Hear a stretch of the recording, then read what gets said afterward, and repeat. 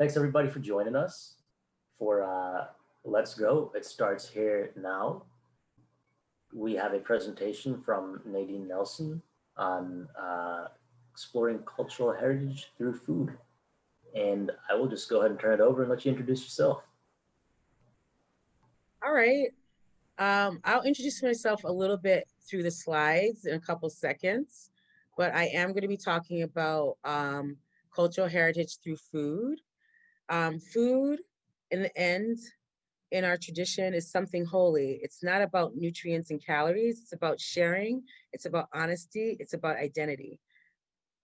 So what we're going to be talking about today, cuisine is more than abstract subcategory of cultural heritage. It's a system of traditions and techniques that embroil their way through every part of cultural identity and national pride. Our choice in food is unique depending on our cultural and socioeconomic backgrounds and the ethnic enclaves that we live.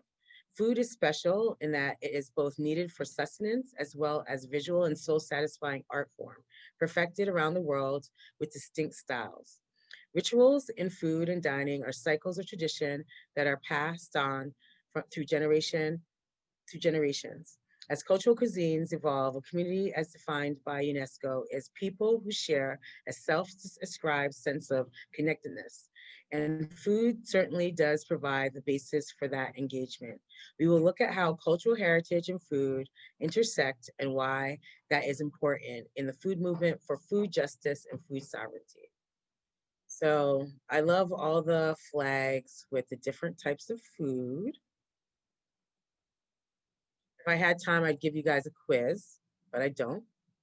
So how does your personal food story influence your relationship in food and cooking? So I'm gonna hope that some people might respond. If not, I guess I will. So this is where I'm going to be talking a little bit about myself in a second. But Great. And anybody, please feel free to post comments in the chat, and we'll see those there. All right. So I'll tell you a little bit about myself. So I was born in Toronto, Canada. I was conceived in Jamaica, so I'm Jamaican. And Toronto is called the most multicultural city in the world. Jamaica's motto is out of many, one people. I always explain that to people when people ask me what types of food do I like. I'm like, I can't decide. The world is so great and has so many different types of foods made by so many different types of people. So I grew up Seventh-day Adventist. Seventh-day Adventist, it's a Christian religion. I no longer practice.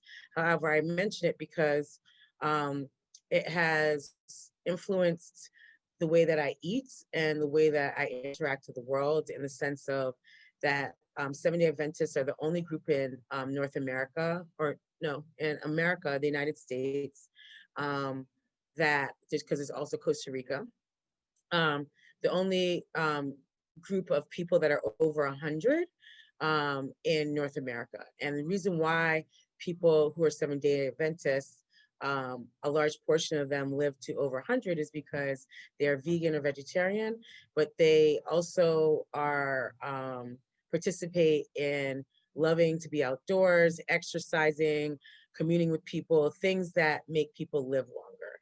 And so, although I do not practice, although I'm not vegan, I try and espouse those things, and people know me as a plant-based chef. So educator. So I am a trained educator. I went to Tufts University and I got my teaching certificate in English.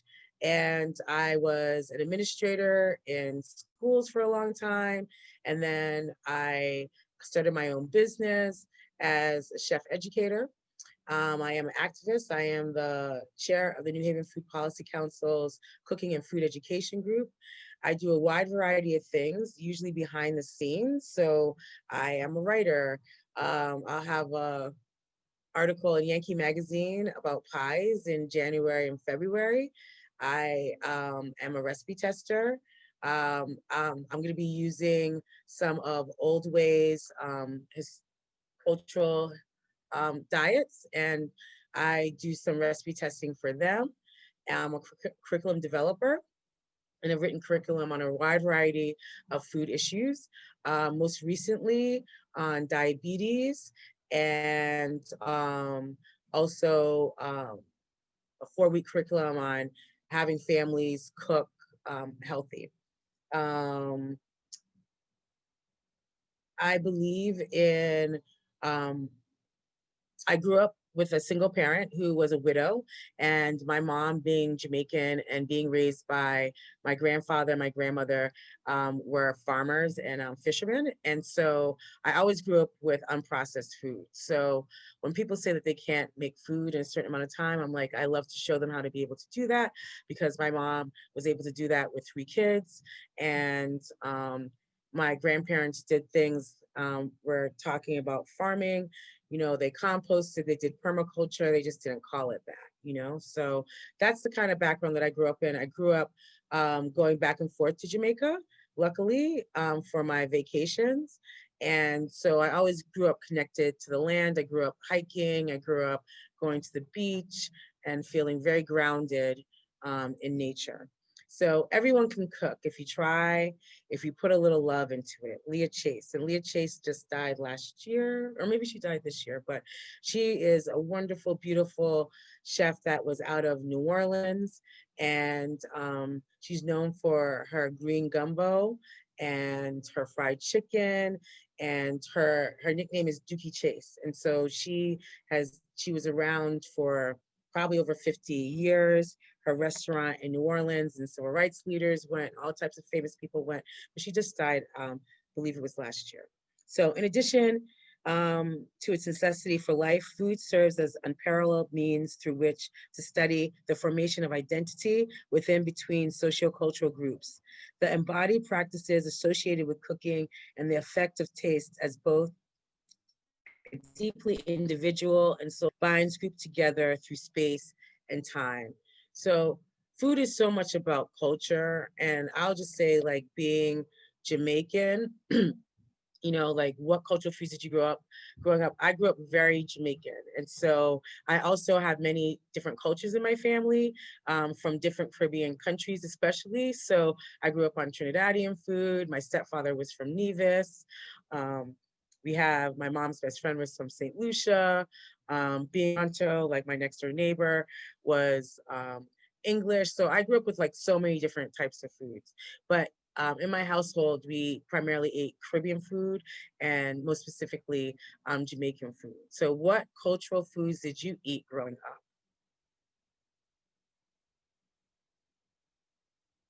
Anyone?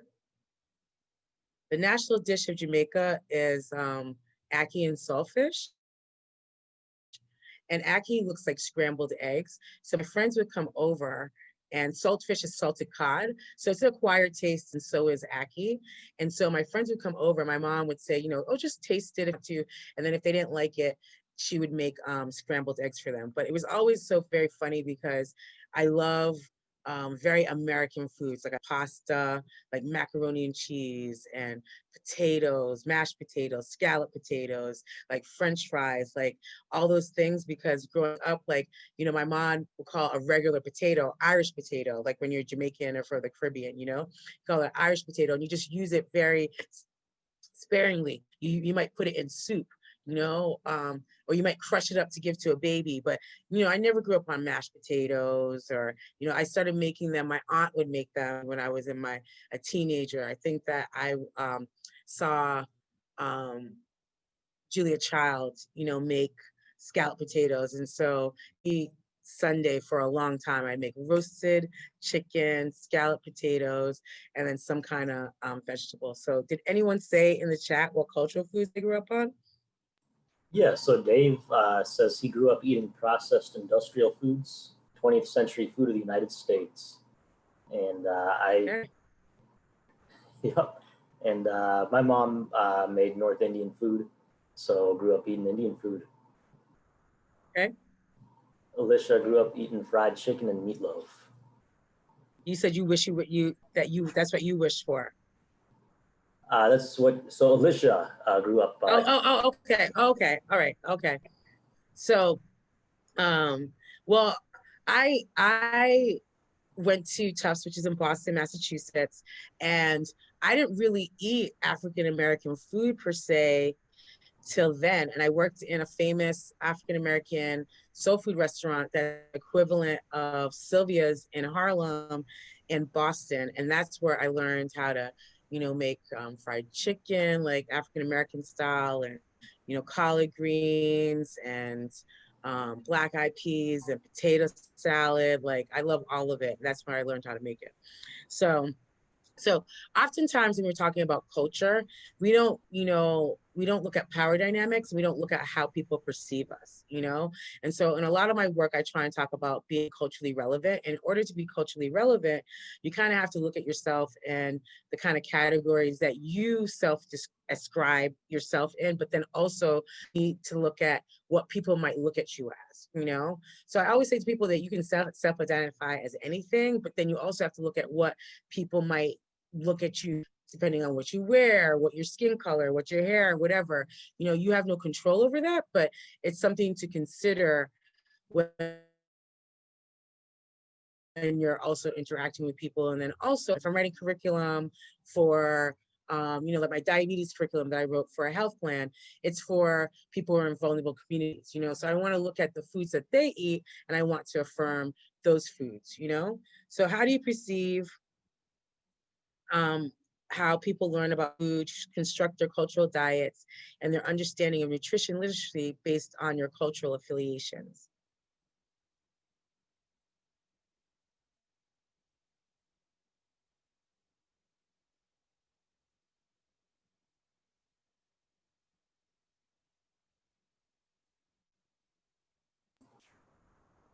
So I'm going to say that there's no one. I like to give a pause, but I don't want to give too much in the sense of like, I don't know if people want to necessarily answer. So you could just tell me if people come in there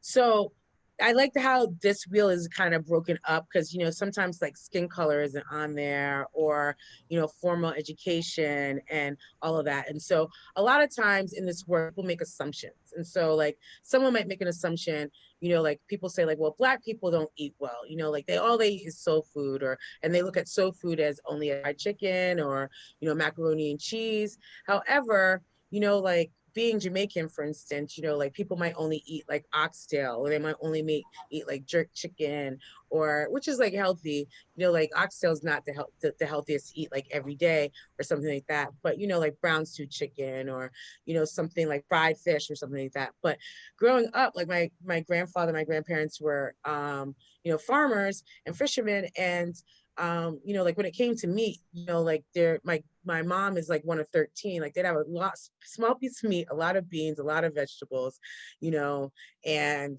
fish. Like they had plentiful fish, like because that fish was there. But the things that they had a lot of were vegetables. But a lot of people look at the way that people of color, especially like Black people, that we don't eat very healthy, and a lot of times that really is not the truth. And so like also looking at this wheel, doing this work, a lot of people look at like people who have more formal education or higher economic class, they eat better.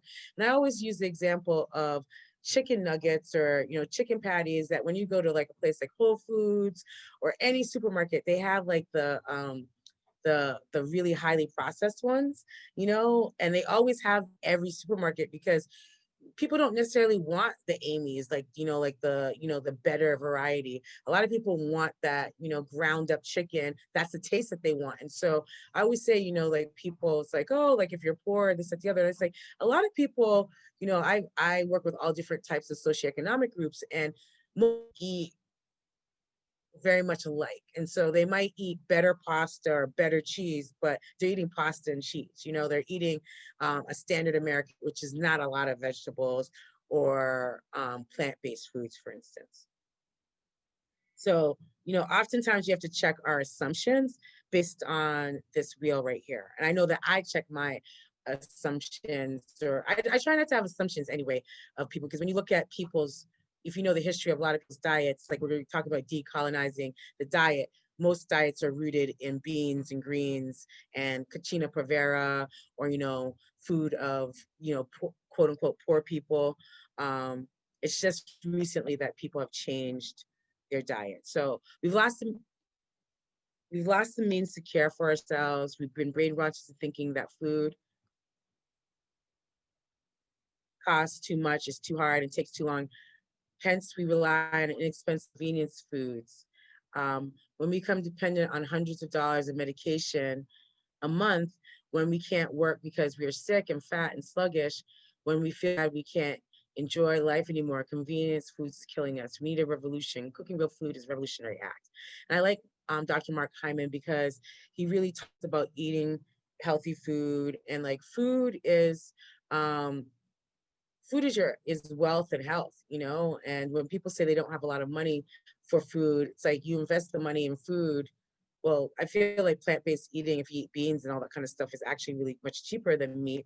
But it's a good investment, especially like for in regards to preventative medicine. So my company is Global Local Gourmet. It's a roving community supported kitchen. We empower through interactive culinary education, creating experiential programs and events around an appreciation of delicious food and lifestyle. We inspire sustainable communities, Epicurean pleasure in the form of cooking classes, culinary tours, wellness workshops, and experiential cooking events. With our partners, our goal is to show the interconnectedness of our world through food and culture while promoting business practices that respect the environment and each other. So I do interactive cooking tents. Um, Schools, faith communities, hospitals, and organizations can be instrumental in growing fresh food and educating people about sustainable food. So Karan was asking, you know, like if I'm going to show my work, this is kind of like my work in different settings. So this is me set up as like, it's a food art gallery, where people have like recipes that are on this fence, for instance. It's called Tea Stop Meal. And this was in Boston. So people, this is a subway stop and a bus stop, and I was cooking, and we made the bus stop into an art gallery. So it's a way to like capture people's attention. I made food that was from the corner store. So I used fresh cilantro that was from a garden in that neighborhood, and I used ingredients that were from the corner store. So you can make your own fresh salsa, for instance. Interactive food hub. Um, this was at a festival where we asked the question, what's on your plate? And kids got to color what was on their plate. This is intervention that I do that's called Public Kitchen, where people get to write recipes and do food waste maps and all types of interactive activities. And, you know, like what I do is experiential, because the more you can get people involved, like when you're at the tea stop and like people are like, oh my God, you make this salsa in 2 seconds and you have ingredients right across the street, then people are more inclined to be able to do that. So food and food waste transcend cultural and religious barriers, since trade throughout this time has made many ingredients accessible to all. Further, the movement of foodstuff and dishes has long been accompanied with the movement for people. Urban cult centers are filled with restaurants of world cuisines, and food therefore often serves as one's first glimpse into foreign culture. Exploring and challenging how food is or becomes heritage, and how in turn this shapes identities or cultural practice, provides an avenue to appreciate difference, while also facets of food, its ingredients, preparation, and its consumption can be unifying within and between cultures. Food is an important construction in culture, and from cooking identities, tasting memories, and heritage food. Do people know where that picture is from? It's from a movie. It's Soul Food. It hasn't been out for a long time. So here is a map, and it shows like foods, how we've traveled throughout time. You know, like, so when people like, you know, they cannot like each other, you know, it's kind of interesting because we're often, when we look at Italian food, there wouldn't be a tomato. Where do tomatoes come from? Or peppers originally, or potatoes? Your map here looks like North and South America for the tomatoes. Yeah, South America. Yeah, South America. You know, so like the Caribbean, like we have so many things from Asia, be it like breadfruit or how many tropical fruits, and different things, like so different types of rice came from Africa to America. So you have this cross fertilization of all these different things going all around the world at different times. I like to show that to people. Um, the kitchen is the heart of the home. The tenuous history of civilization made for Africa's influence on the world kitchen. There's a great responsibility to acknowledge and celebrate the contribution Black people have made throughout the diaspora on global culinary conventions. With the triangular slave trade, our ancestors stored seeds in their hair, continued their agricultural trades, were pioneers in using waste to innovate delicious meals out of their savage conditions. Enslaved Africans were prominent in kitchens and nourished families around the world. Millions of people from Western and Central Africa were forcibly transported to different regions throughout the Americas and the Caribbean, landing in topographies with contrasting local foods and gastronomies. These African ancestors reimagined unique cooking styles, cultural influences presented to them. What unites foods from the African diaspora is the reliance on a plant-based rainbow diet filled with vegetables, fruits, tropical tubers, grains, nuts, healthy foods, healthy oils, and seafood. And so now we're going to look at cultural heritage foods through the lens of Black people from the diaspora. And so I only have 45 minutes. And so like this presentation, I could have done Asian, Latino, all the different groups. But I want to show you the multifaceted nature of just one group of people and their culture. We have a win today in politics, and that, the person who won made some assumptions about Black people as a monolith. And thank God we showed up for them regardless of that. But I am Jamaican. Jamaicans are very different from Trinidadians. There's many things that are similar, but there's things that are different. Different from being Puerto Rican, different from being Dominican, different from being Brazilian, different from being African American. African Americans in the North are different from African Americans in the South, and there's some similarities, like people from Gullah Geechee are people from the Caribbean, so I'm going to show how culturally, how African Americans are not one monolith.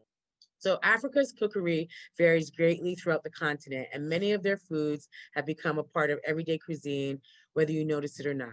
When many people think African cuisine, not too many things register in their mind, but they are seeing African influenced foods trend all over the place. Okra, an African pantry star, is linked to the American South and the Caribbean.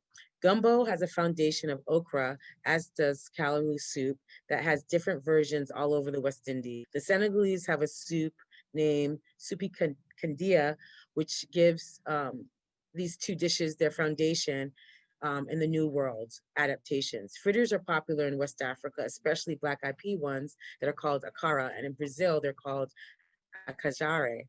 In both places, there are street foods and served sauce. Other exports from the slave trade include feijoada, Brazilian black beans and meat, the American South, hoppin' john, black eyed peas, and stew, peas, red beans, that are improvisations of simmered and seasoned beans reminiscent of West Africa, like red, with a stewed black eyed peas with plantain from Ghana. You also have rice and beans from the Caribbean and Latin America that gives its nod to Africa and the way it's prepared with red beans and rice from Louisiana. Foods cooked in coconut milk, coconut broth, are popular in places in Africa, and these recipes travel to the New World with Brazilian moqueca, the Latin Caribbean's pescado de coco, coconut milk, and West Indian rundown or oil down. And so these are all different variations on the bottom of black eyed peas. Here, can you see my right there or no? Right there, there's a lime on the right-hand side. That is curry black eyed peas. This is black eyed pea caviar, and this is black eyed peas. It's red from Ghana. So the reason why I'm here is that I did Soul Fire Farm, which is an immersion program to learn about farming. So you think that why did I learn about farming, and like my grandparents were farmers? Well, going back and forth to, from Canada, America to the Caribbean, they kind of looked at me as like kind of precious, as like North American girl, like I shouldn't do anything. So although I was raised with them doing harvest cook-ups and, going getting food, they wouldn't let me do anything. So I didn't really learn how to grow growing up, so when I started teaching people how to cook, I wanted to connect people to land more and understand about growing and how to be able to do that. So I studied at Soulfire Farm. I've studied at Sterling College, which is agricultural college in Vermont. And I also have my master's in urban gardening. So the MUG certification, so the whole idea, and I'm studying permaculture now to get my permaculture certification. So an important permaculture principle considers problems to be opportunities, and that if we reframe our approach, we can perceive every problem as an opportunity for improvement. So that's what I try and do, and meet people where they're at. And so how do we liberate the plate? Nourish and vitality. We want to ensure that, for food security and food sovereignty, that people have access, ensuring all people have access to around the world, to have access to sufficient food to meet their dietary needs. We want to ensure all the food is nutritious and not contaminated. We want to make sure that in regard to heritage, that the food is of the culinary heritage, if you want, of your culture, and that you have access to the foods that you want from your culture. Food sovereignty means empowering people to make their own choices and with the food that they eat, where it comes from and where it is produced. And a lot of times when we're looking at eating healthy food, for instance, when I work with health plans or different people, we can kind of take a paternalistic approach and not look at the foundation of what people eat and affirming what they eat, and affirming, okay, there are healthy things that you should eat, and not just allowing that and eating something else that is not within your culture and that you're most likely not going to maintain. Food justice is communities exercising their right to grow, sell, and eat healthy food. 3 aspects of food justice: access to healthy, locally grown, fresh, culturally appropriate food, living wage jobs for all food systems workers, farmers, farm workers, restaurant, food service, and processing plants people, community control through cooperatives, faith-based initiatives, and community organizations. Food justice is social justice, especially when we eat 3 times a day, at least, hopefully. So the recovery of people is tied to recovery of food, since food itself is medicine, not only for the body, but also for the soul and the spiritual connection of history, ancestors, and the land. Winona LaDuke. Decolonization is an ongoing process to end oppression and servitude and to restore respect for indigenous knowledge and ways of life. Decolonization requires both spiritual healing and political resistance. To heal, we must acknowledge that individuality, music, literature, and food were never completely suppressed by the colonizers, but kept alive, sometimes in daily acts of resistance that include storytelling, recipe sharing, and ceremony. Decolonization means reclaiming and honoring our histories, our stories, and our traditions as a way to fight our common humanity. Louise. Competence in culture. One of the most valuable skills we can have in cultural competence, the ability to work effectively across cultures in a way that acknowledges and represents the culture of a person or organization being served. So you have the cultural iceberg, and we see the things up here, like those are characteristics, but then we don't look at, like, ways of eating, our favorite foods, body language, talents, family traditions, nationality.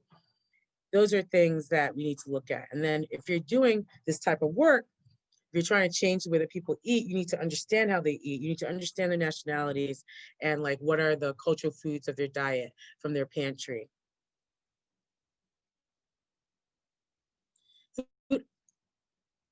Food historian Jessica B. Harris says that African American cuisine is simply what Black people ate. When I think about what my family ate, we ate what people think of as soul food on special occasions, on holidays, but our typical diet was leafy greens and nutrients and tubers. Food that was fresh as being harvested right before a meal. Whatever was in season, that's what were eating. It was being harvested right before our eyes. This is Bryant Terry, famous Black vegan chef. So this is all vegan soul food. Heritage food brings together everything we've developed a passion for: sustainability, farm to table, eating local, and thinking global. It's the kind of food you once could expect to eat only in someone's home, a foodway that reflects the depth and breadth of the African diaspora. So I'm not going to read all of these things, but I'm going to show you, like when you're looking at, this is from Old Ways, which is an organization that looks at cultural heritage diets from around the world and wants to connect people with old ways of eating. Because the old ways of eating, as opposed to the sad American diet, where you have like all this stuff that's not the best for you, that things that mostly eat, the African heritage diet has, vegetables, produce, tubers, and then has fish, meat, milk, and all those types of things, And so in Africa, all around the diaspora, you have, people eating multi-grains, tubers, and lots of greens.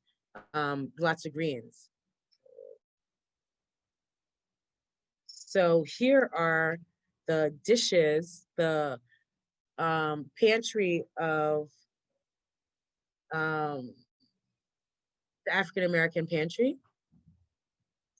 And I just want you to see these different dishes. This is from Senegal, black eyed pea salad. This is from also Senegal or West Africa. If you've ever heard like jollof wars, or it's a rice dish and it comes from Senegal, jollof, but it's called in Senegal, it's called Debijen, which is a rice and vegetable and fish dish. And this is a meze platter, which is like hummus and all types of vegetables and baba ganoush and pita, all things that are pretty healthy. I like to go over healthy dishes because a lot of people know unhealthy dishes. So baked barrettes, those are like, with phyllo dough and like spanakopita, samosas, hand pies, bean salads.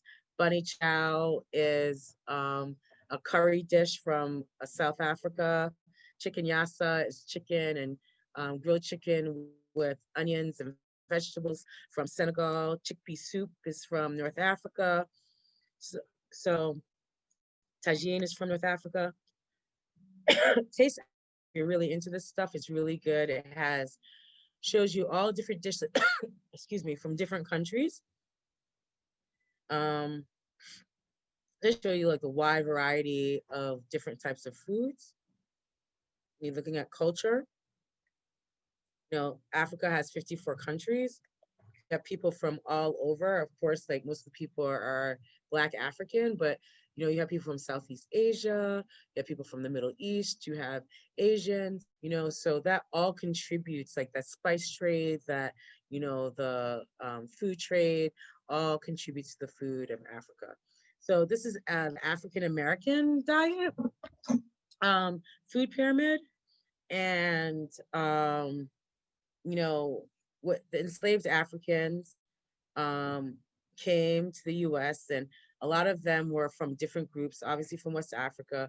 A lot of them were very astute, and were taken for their agricultural prowess and their technological prowess to be able to grow food more effectively.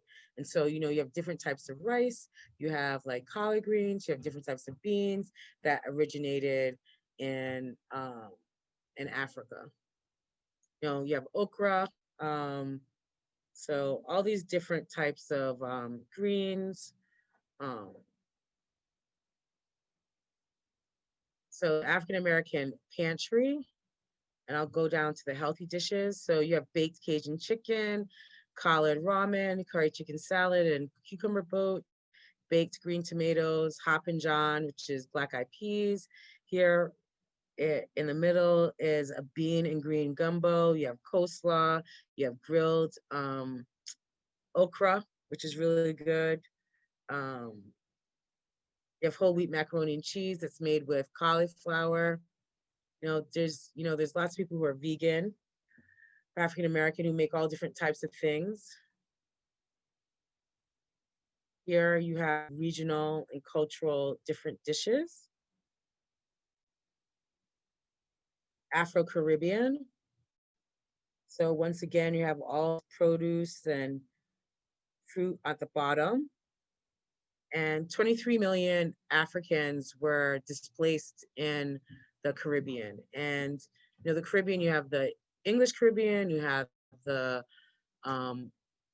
British Caribbean, you have the French Caribbean, you have the Dutch, and you have the Spanish, and you have the French. So they all have, a lot of the food is similar, but it all have tweaks, like different spices and a little bit different flavors depending from one island to the next. And of course, Jamaican food is the best of all the islands.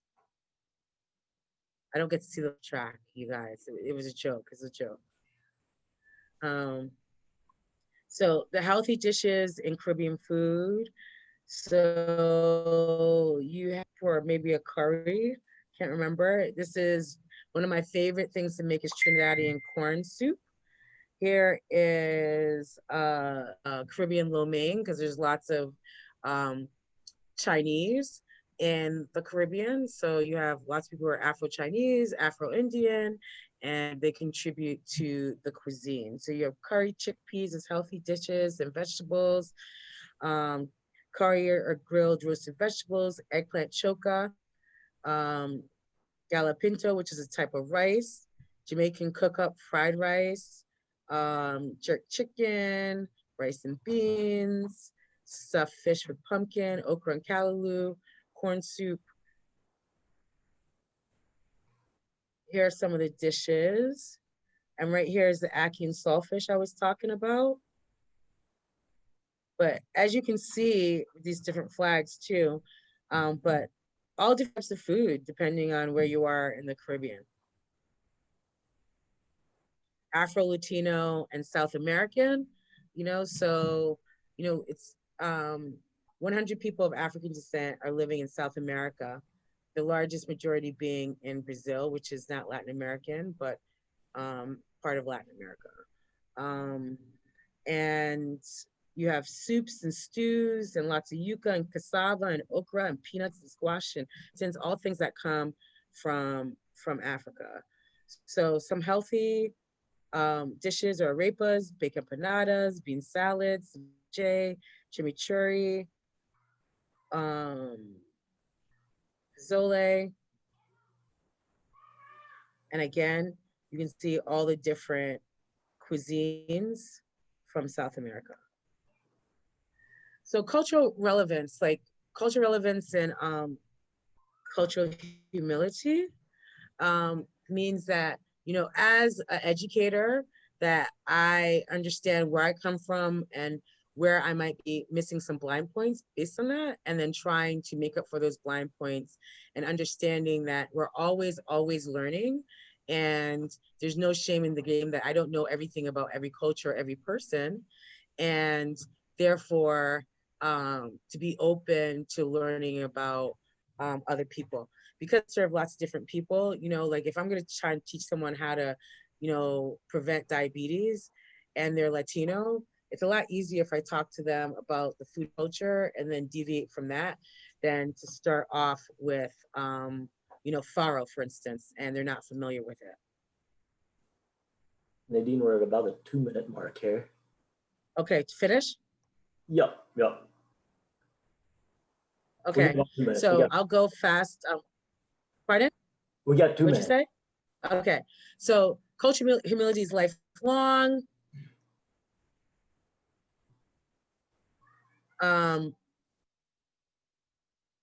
you know, what you can do about learning about other cultures. You can learn about their pantries, learning about their how they, what foods they eat and how they season.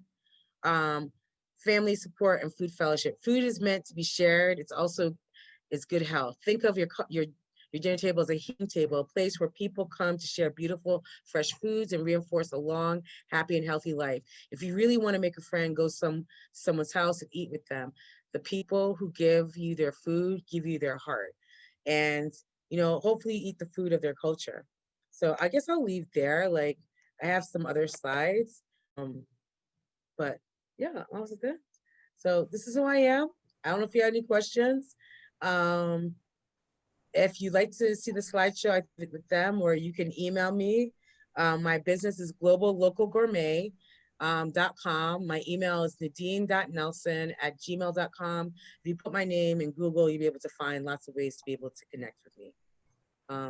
I love food of all cultures. You know, today I ate bibimbap, about to eat some Japanese food. I went to the Polish market and got some pierogies and Polish supplies. So I keep it national. Nadine, thank you so much. That was a wonderful presentation. You've made me really Thank you. hungry here. I I'm gonna know, I'm see if so I can hungry get too.